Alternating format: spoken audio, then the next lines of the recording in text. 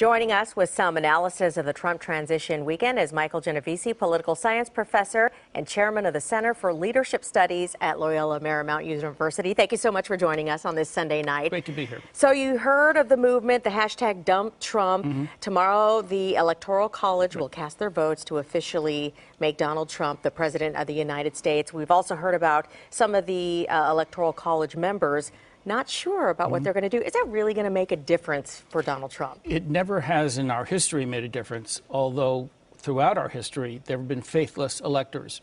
Donald Trump will be elected tomorrow sometime afternoon by the electors.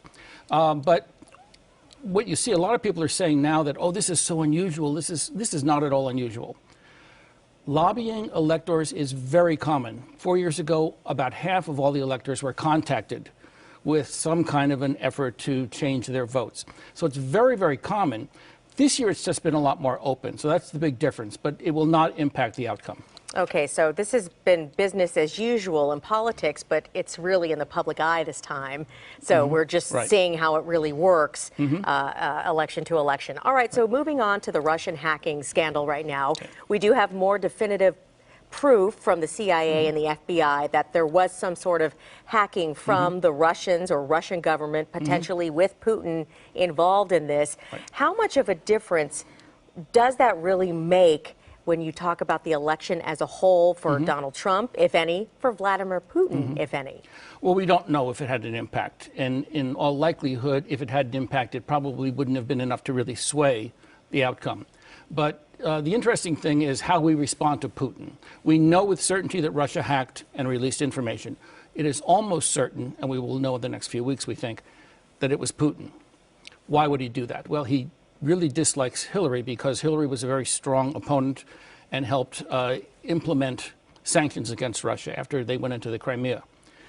For some reason, Trump and Putin get along. There's a kind of strange bromance that they're doing. Also, Putin would like to undermine NATO. So he's not only trying to impact American elections, he's doing the same thing in Europe. All of which is a function of, number one, Putin's very fragile ego, and number two, Russia's very fragile pride. Remember, they used to be a superpower, and now they're a second, some might say a third-rate power. And so they're trying to sort of boost their prestige and their status, and they're doing it by trying to undermine elections in the West.